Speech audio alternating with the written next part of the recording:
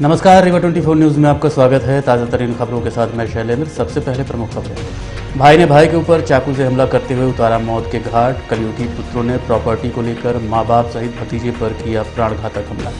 देश प्रदेश सहित रीवावासियों ने हर्षोल्लास के साथ मनाया दीपावली का पर्व। पटाखों को लेकर बच्चों में दिखा उत्साह। और किसान संयुक्त मोर्चा ने शहीद किसानों की निकाली अस्थि कलश यात्रा। खबरें विस्तार से।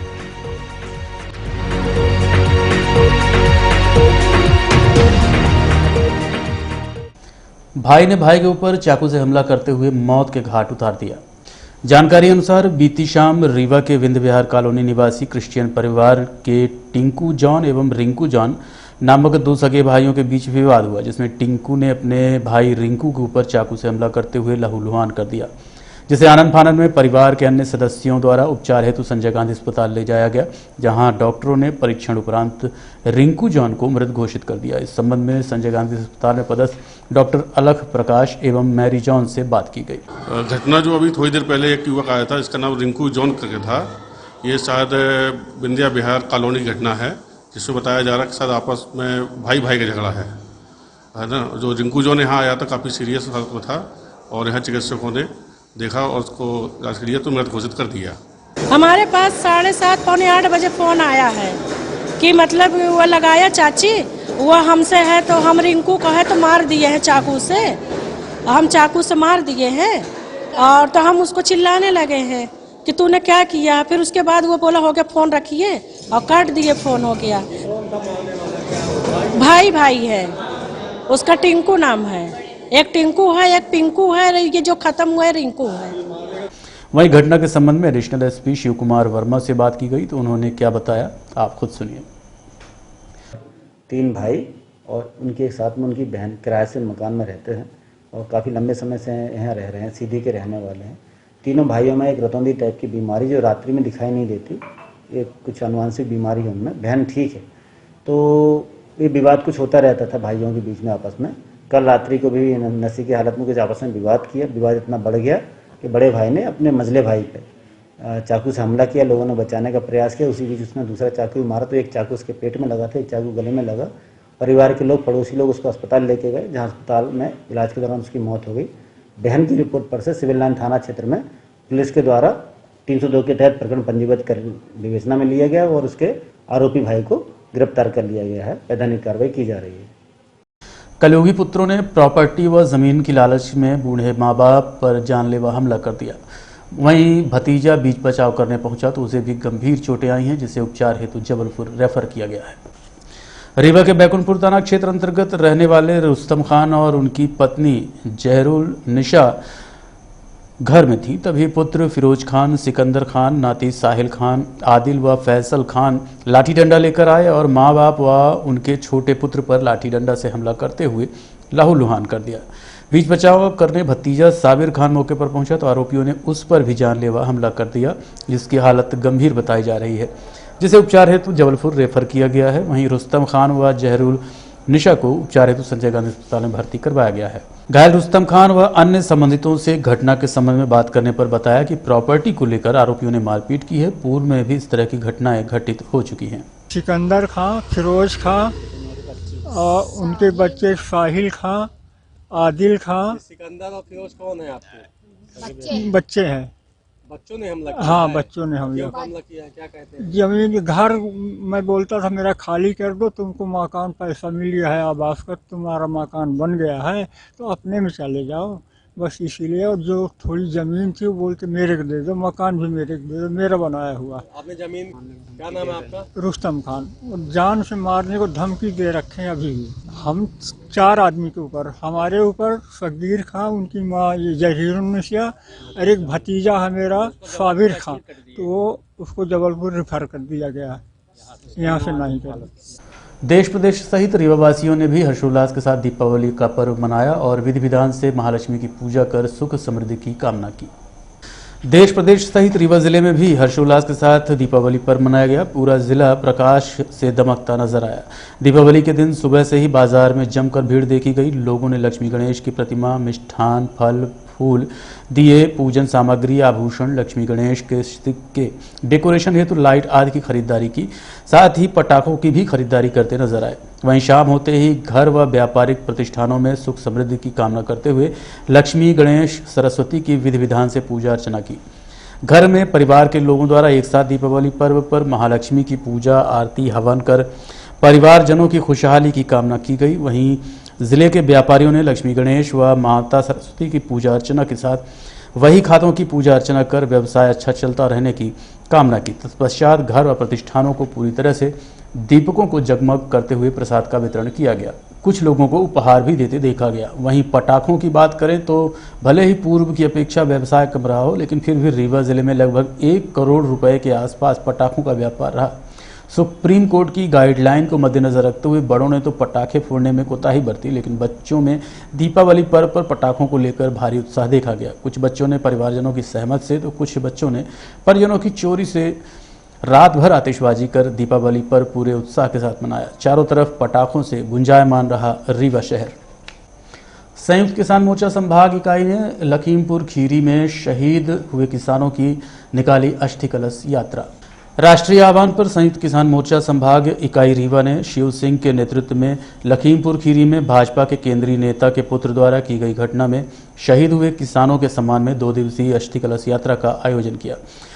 ये अस्थि कलश यात्रा सुबह 10 बजे से बैंकट भवन रीवा से प्रारंभ होकर रतहरा, गुड़ बस स्टैंड, देवतालाब, मऊगंज, त्योंथर होते हुए जबा पहुंची, जहां रात्रि विश्राम करके दूसरे दिन यानी 7 सितंबर को सुबह जबा में श्रद्धांजलि सभा आयोजित होने के बाद वहां से रवाना होकर सिरमौर ग्राम अमरा होते हुए धरना स्थल ग्राम बिहरा होते हुए मध्यपुर पहुंचकर रात्रि विश्राम कर 8 नवंबर को सतना रामपुर बघेलान धरना स्थल के लिए रवाना होगी। ये जानकारी किसान नेता शिव सिंह द्वारा सिटी केबल नेटवर्क रीवा 24 संवाददाता अमित पांडे को दी गई। ये लखीमपुर खीरी के शहीद किसानों की कलश यात्रा है और जिस तरह से मोदी हुकूमत के गुंडों ने रौंदा करके किसानों को मारने का काम किया है, तो ये कलश यात्रा पूरे देश के कोने कोने में जा रही है। ये कलश यात्रा आज रीवा से शुरू होकर के 2 दिन जो है रीवा में रहेगी। आज यहाँ से अभी रतारा होके गुड़ जाएंगे, देवतालाब, फिर मऊगंज, त्योंथर, जवा, इसके बाद सिरमौर, सिमरिया, फिर धरना स्थल हो करके और फिर रात्रि विश्राम जो है 7 तारीख को मध्यपुर में होगा। इसके बाद जो है ये कलश यात्रा सतना धरना स्थल रामपुर बघेलान के लिए रवाना होगी। जी, ये जो कलश यात्रा 25 अक्टूबर को दिल्ली से चली है और ग्वालियर, भिंड, मुरैना, शिवपुरी होते हुए गुना, अशोकनगर, उसके बाद भोपाल, अब भोपाल से आज सुबह यहाँ पे आई है। इस कलश यात्रा के मुख्य मांग है कि एक तो तीनों कृषि विरोधी जो काले कानून वापस होना चाहिए और लखीमपुर खीरी में जो 4 किसान, एक पत्रकार की जो हत्या हुई है, उस हत्या का जो मुख्य आरोपी है जिस पे मुकदमा 120 के तहत जो प्रकरण है, केंद्रीय गृह राज्य मंत्री उसकी गिरफ्तारी होना चाहिए और खट्टर योगी सरकार जो इनकी जो तानाशाही है इस पर रोक लगना चाहिए। और आज यहाँ पे यात्रा आई। यात्रा का स्वागत होने के बाद यात्रा के बारे में हमारे साथियों ने बताया 2 दिन तक रीवा जिले में घूमे, उसके बाद सतना के बाद सीधी, इसके बाद कटनी के बाद जबलपुर के बाद इंदौर मालवा इलाके में जाएगी। 26 नवंबर को पूरे हिंदुस्तान में राजधानियों में संयुक्त किसान मोर्चे के द्वारा जो प्रदर्शन किए जाएंगे, तो 26 को यात्रा पहुंचेगी भोपाल।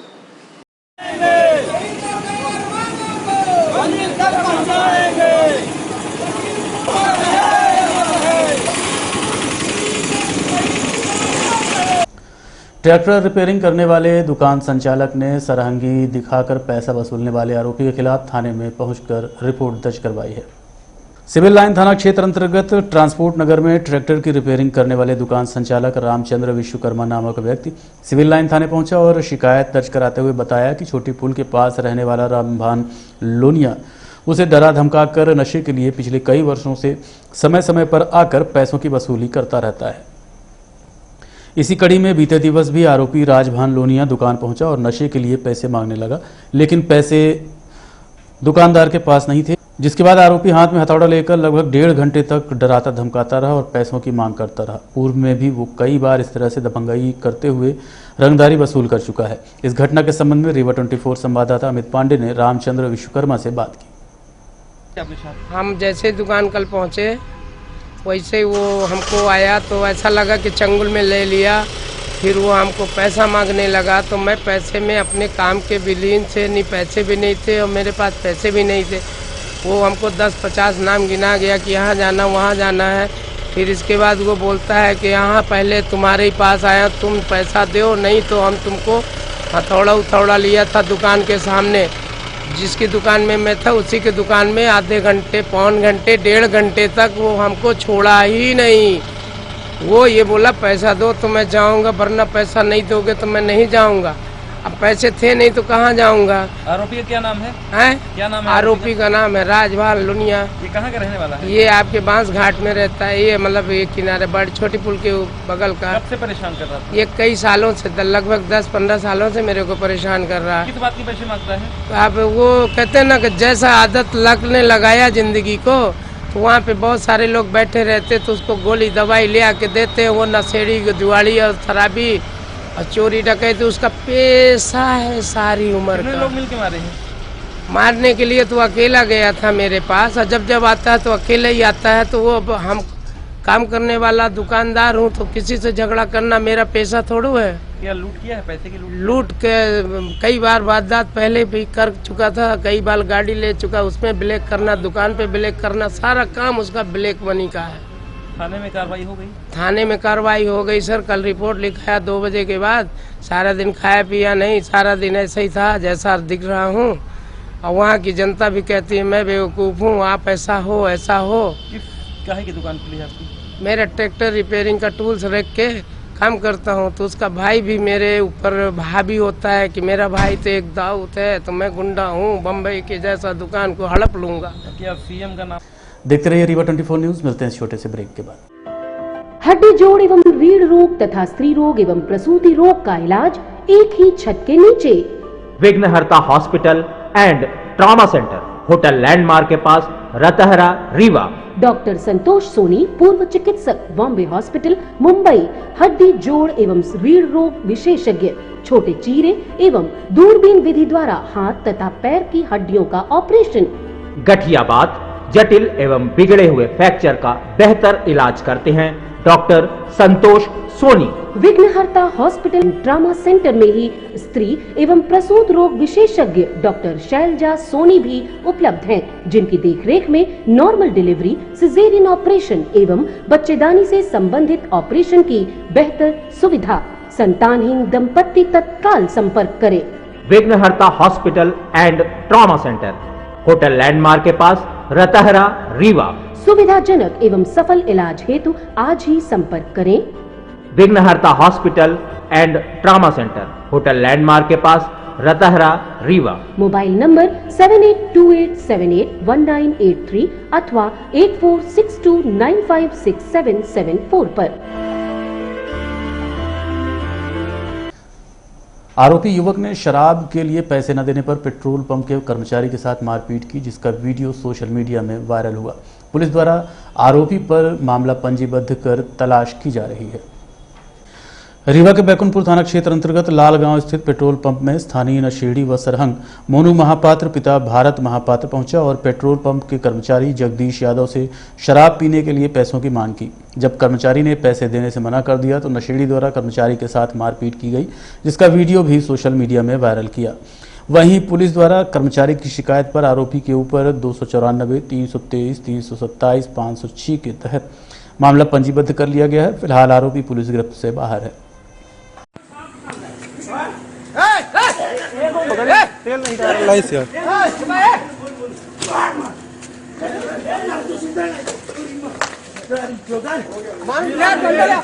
मारी ना। दीपावली की रात अज्ञात चोरों ने ज्वेलरी दुकान को निशाना बनाते हुए नकदी समेत लाखों की ज्वेलरी पार कर दी। रीवा के हटा चौकी क्षेत्र अंतर्गत मैदानी स्थित निखिल ज्वेलरी नामक दुकान में दीपावली की रात अज्ञात चोरों ने धावा बोलते हुए दुकान में रखी नकदी व सोने चांदी के आभूषण पार कर दिए। दुकान संचालक रविंद्र सोनी द्वारा घटना की जानकारी चौराहट्टा थाना पुलिस को दी गई। घटनास्थल पहुंचकर पुलिस द्वारा आसपास के सीसीटीवी फुटेज एकत्र कर आरोपियों की तलाश की जा रही है। ज्वेलरी संचालक के अनुसार नकदी समेत 1.5 लाख रुपए की चोरी हुई है। राघवेंद्र सोनी जी की एक शॉप है निखिल ज्वेलर्स के नाम से, मैदानी रोड के किनारे ही है। तो रात करीब 2:30 बजे के आसपास दो अज्ञात चोर उसका शटर तोड़ करके उनका पुराना सोना चांदी का जेवर था, जिसकी कीमत करीब 1 लाख के आसपास होगी, उसको ले गए हैं। विवेचना में हम लोग संलग्न हो गए हैं। पुलिस डॉग और फिंगरप्रिंट की टीम ने पूरा काम किया है। साइबर सेल की मदद से और यहाँ आसपास लगे सीसीटीवी की मदद से हम बहुत जल्दी ही इसके तह तक पहुँचने की उम्मीद करते हैं। सर क्या फुटेज वगैरह भी मिले हैं क्या? हाँ, इस शॉप में तो नहीं है, अगल बगल की दुकानों में है। कुछ लोग मुंह बांध करके 2:30 बजे रात के आसपास मूव करते हुए दिखते हैं। अब उनको रिकॉग्नाइज करने के लिए हम शाम को आज अपने मोहल्ले में यहाँ मीटिंग भी की है ग्राम रक्षा समिति की, उनके सामने उन्हें डिस्प्ले करेंगे। संभावना है कि वो पकड़ में आ जाएंगे। देखते रहिए रीवा 24 न्यूज़। मिलते हैं छोटे से ब्रेक के बाद। क्या आप भी खाने खिलाने के शौकीन हैं? तो हो जाइए तैयार, क्योंकि अब बाबा होटल आपके लिए लेकर आया है स्वादिष्ट और शुद्ध शाकाहारी भोजन। जी हाँ, 60 वर्षों से रीवा में संचालित बाबा होटल अब आपके सामने है, एकदम नए अंदाज और कलेवर में शुद्ध शाकाहारी व्यंजनों के साथ, वो भी उचित दामों पर। जी हाँ, ये वही बाबा होटल है जिसे स्वर्गीय दामोदर सिंह जी ने 6 दशक पहले आपकी सेवा के लिए स्थापित किया और फिर उनके पुत्र कृष्णपाल सिंह जी ने इस विरासत को आगे बढ़ाते हुए नए सोपान गढ़े। आज इसे विकास सिंह ने जमाने से कदम मिलाते हुए अत्याधुनिक सर्व सुविधाओं युक्त बनाया है। हमारा वादा है, आप एक बार आएंगे तो आपका मन बार बार आने को होगा। तो जरूर पधारें अमहिया के अत्याधुनिक व स्वादिष्ट व्यंजनों का खजाना लिए बाबा होटल में।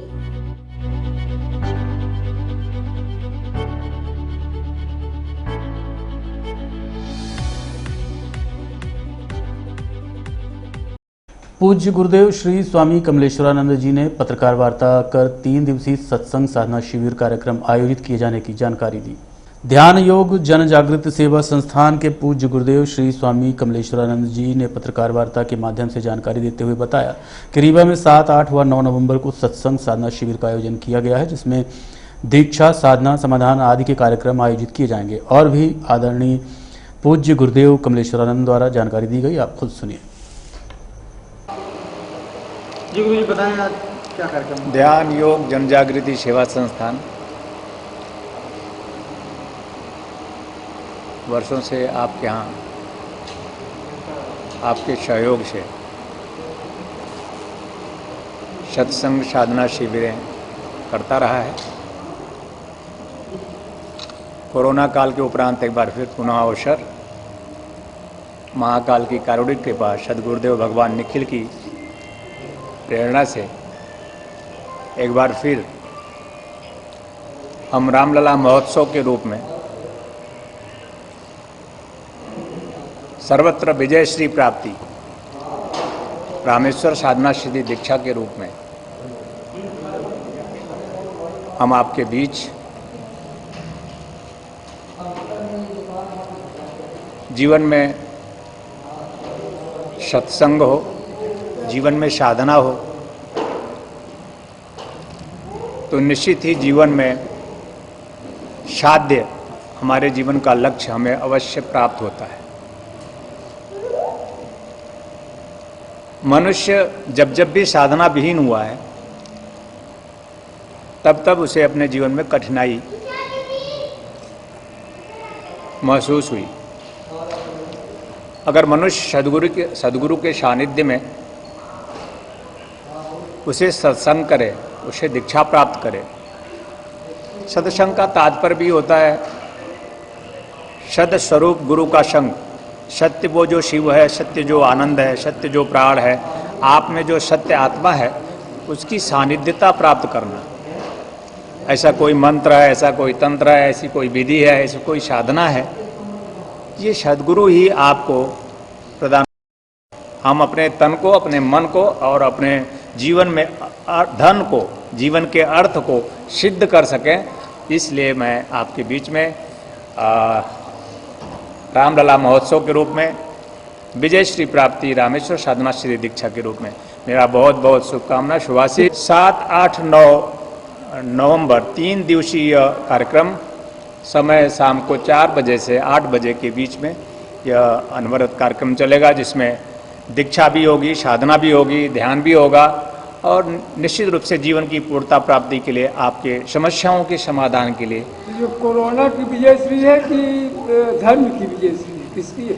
शारीरिक रूप से, मानसिक रूप से, आर्थिक रूप से सर्वत्र जहां हम हारते रहते हैं, राजनीति की विजयश्री, सर्वत्र विजय हमें प्राप्त हो, इसलिए ऐसी उच्च कोटि की दीक्षा, साधना, मंत्र, हमारी साधनाएं, हमारे मंत्र, हमारे ऋषियों का ज्ञान हमें सर्वत्र विजय से प्रदान करता है।